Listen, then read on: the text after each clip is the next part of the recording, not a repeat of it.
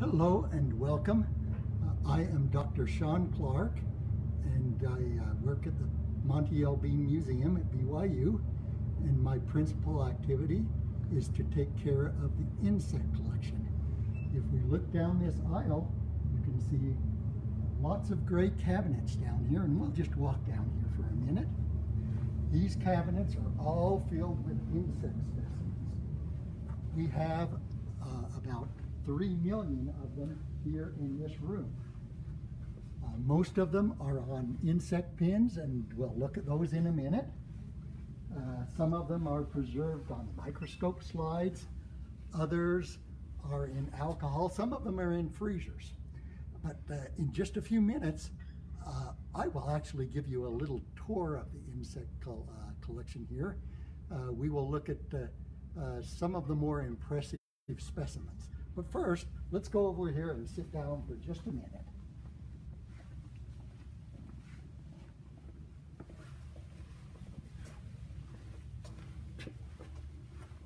We'll come around this way.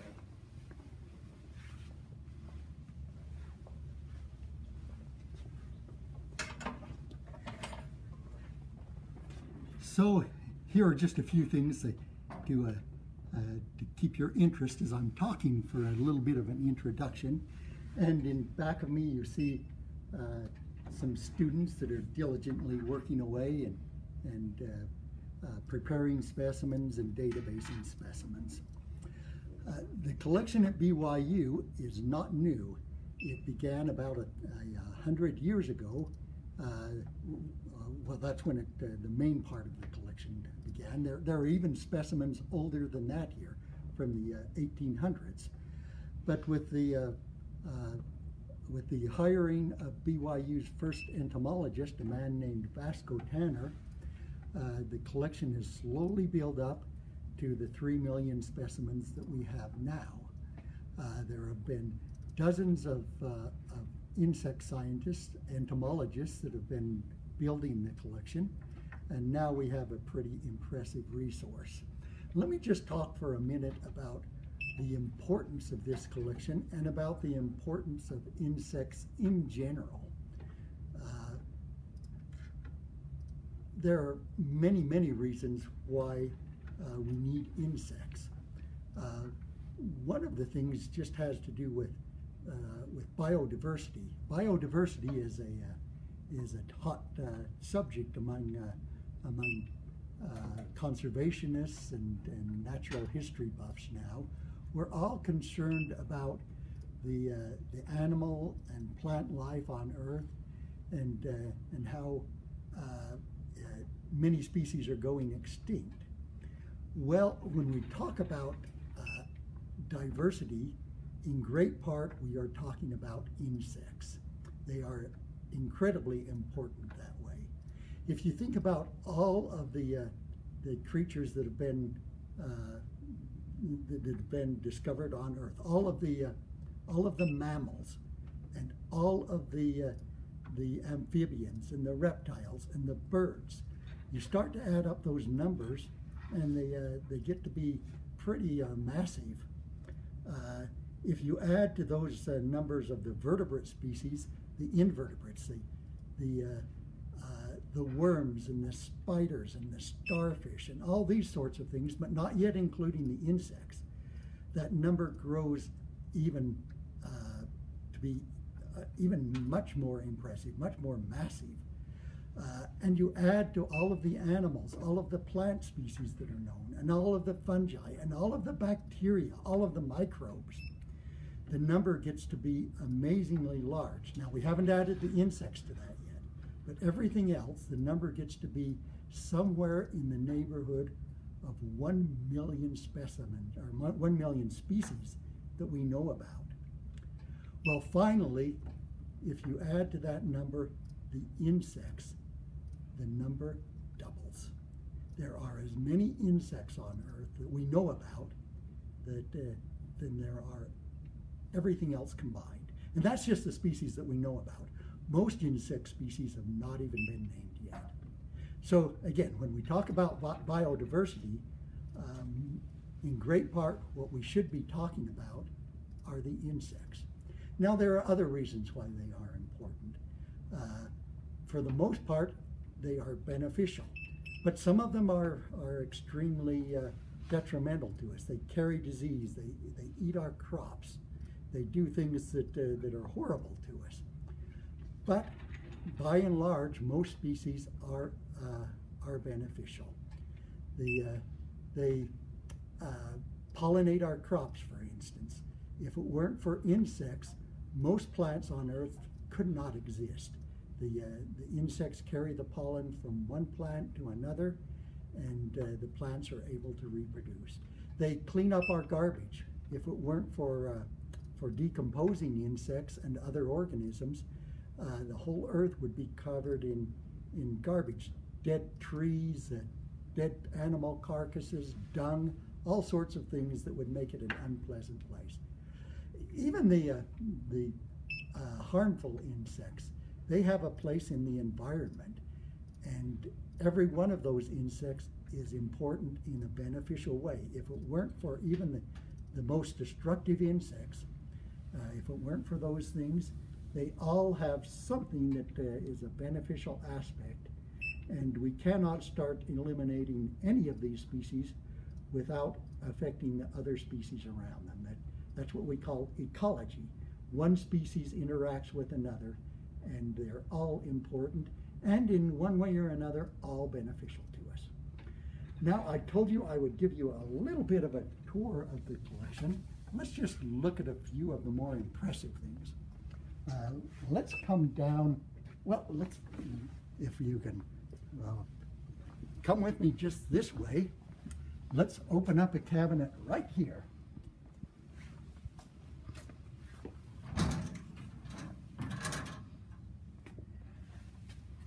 In the last several weeks, people are very interested in wasps and hornets and that sort of thing. We hear about the murder hornet, which entomologists, we hate that name. The hornets are not murderous at all. They kill other insects as part of their way of living, but they have no malicious intent towards humans, which is the definition of murder. But let me talk about another group of wasps here. These are kind of fun. These are the spider wasps. The largest of them we call tarantula hawks because they attack tarantulas. But it's absolutely fascinating to me the way these things make a living. The female wasp will find a spider, and it will sting that spider. The sting does not kill the spider at all. It just paralyzes it. The spider cannot move.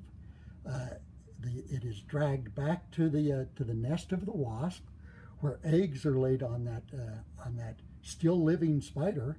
When the wasps when they hatch out, the little worm-like immature wasps, they have fresh meat to eat because it is still alive. These things are kind of fun. Let's look at some other things that I really enjoy. Let's go look at some of the rhinoceros beetles. They're some of my favorites. Just follow me down this direction again. It will take us a minute to get there.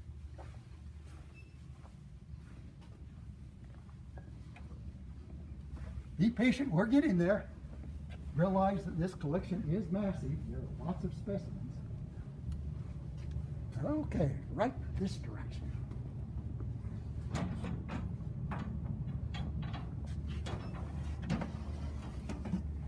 Some of the largest insects in the world belong to the family Scarabaeidae, and most people are somewhat familiar with the folklore associated with the Egyptian scarabs. Well, I'm going to talk about a completely different group of the scarab beetles, the rhinoceros beetles. Some of these are enormous. The males often have horns. The females do not. This is a species that we commonly find around Utah and neighboring states. But even this one is quite massive. If we go to some of the tropical cousins, they are even more impressive.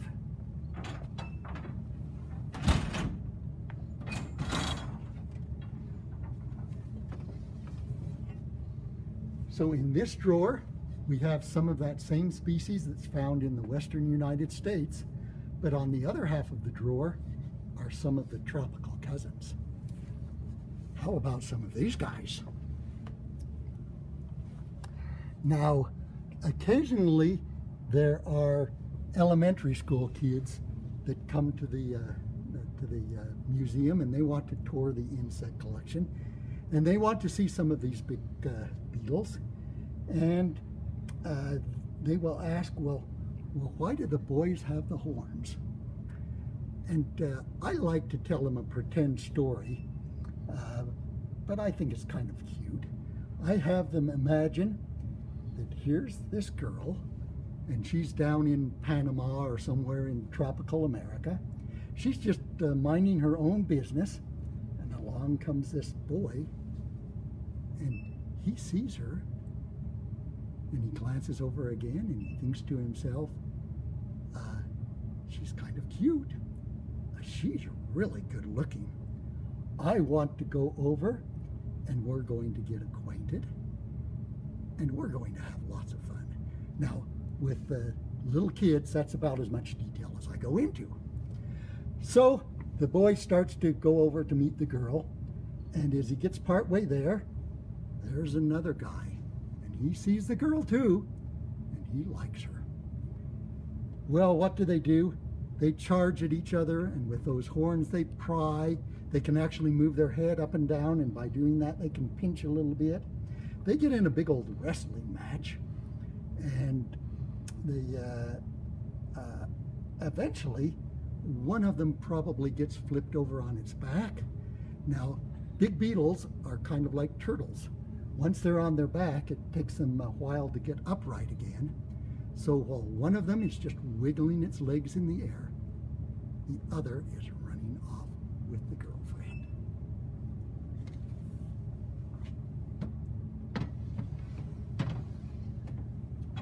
We'll go look at some more interesting things.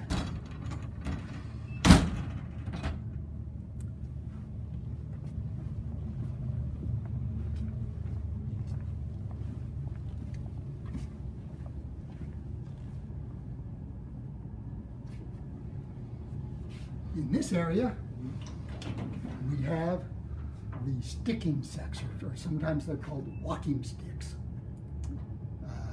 And these are really impressive. Some of these insects really do look like sticks. Now, why would an insect have an advantage to look like a stick? Well, insects have many natural enemies. The birds want to eat them, and the frogs want to eat them, and the lizards want to eat them. Sometimes some insects want to eat other insects. They have all of the natural enemies, and they have to protect themselves in one way or another. And they do it in many different ways, but camouflage is just one strategy that they use. The insects, when you see them here on the white background, it's fairly easy to tell that those are insects and not sticks. However, if they were in their natural situation in a bush, they would be practically invisible. A potential predator might come and be sitting right next to them and never realize that the meal is right close by. Now, these stick bugs, they come in various varieties, but some from the far part of the world, way over in New Guinea. Here are some that I really like. Some of these actually look like big bean pods rather than sticks, but they're equally as impressive to me. What do you think about some of these guys? How long is that longest one? That longest one, if you include the legs that are sticking out in front of it, that's about 1 foot in length. So fairly impressive, I would think.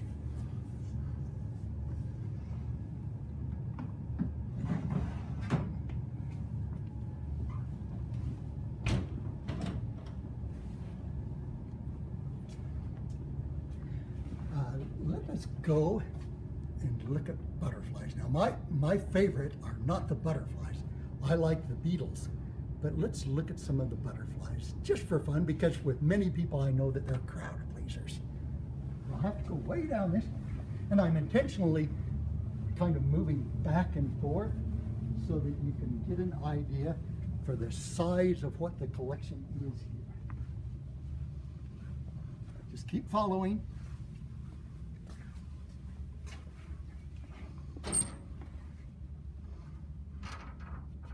Okay. Many of you are probably familiar with some of these guys.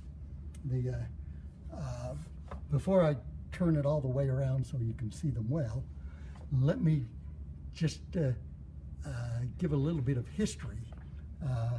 Roughly 100 years ago, the airplanes were fairly new.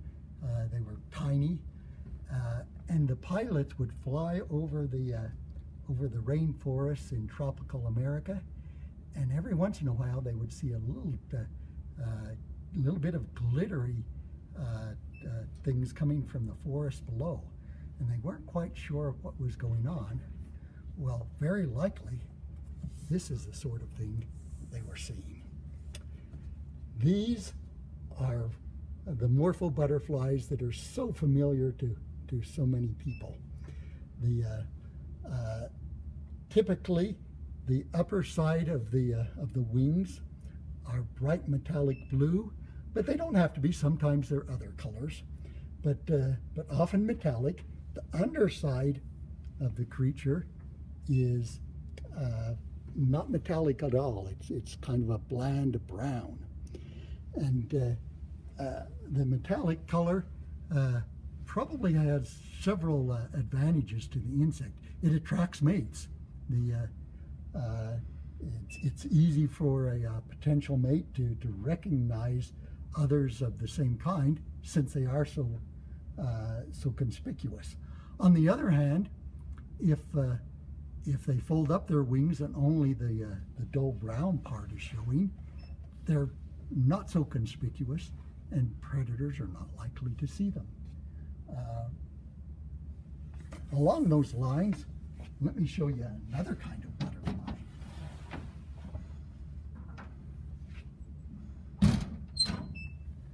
Right around this way.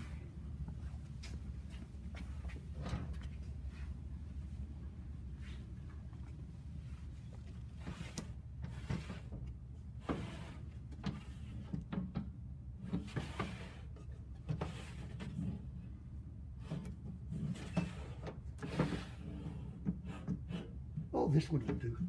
This one will do fine. Now,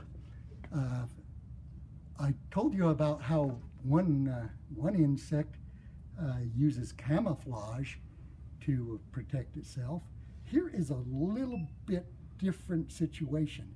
It's related, but slightly different. Look at these guys. Again, most of these are mounted with their wings, the top part of the wings up, but these two are mounted upside down, and they have spots on the hind wings.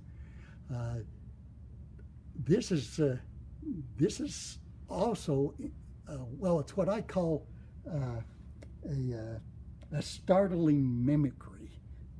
There's probably other names for this sort of situation, but I can just imagine that there is maybe a bird that comes and lands on the trunk of a tree, and nearby there is one of these butterflies. It has a little bit of blue on the upper part of the wing, but not much. It's fairly bland. Well, the butterfly, it sees the bird and knows, hey, that bird is likely to eat me. I have to get out of here. So what does it do? There's probably no thinking involved, by the way, but I like to imagine this. Well, what does it do? It starts to flap its wings to fly away. as soon as it does that, these big spots come out. And I can imagine what the bird is thinking. It's going, oh no, I'm in trouble. There's something here bigger than me. I've got to get out of here. And while the bird is either flying away, or maybe it stays there, but it's thinking it's in trouble, the butterfly just gently flies away.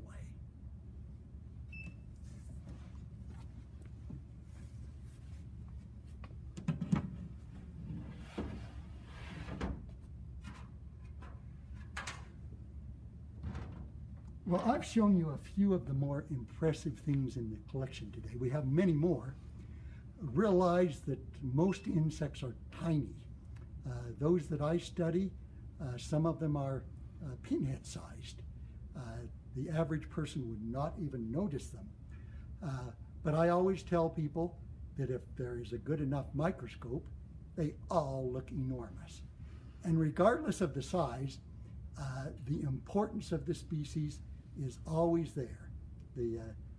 Some of them are detrimental to us, but in other ways, they all form an important role in the environment. They're all incredibly useful to us, and they make people like me very happy. Thank you, Dr. Clark.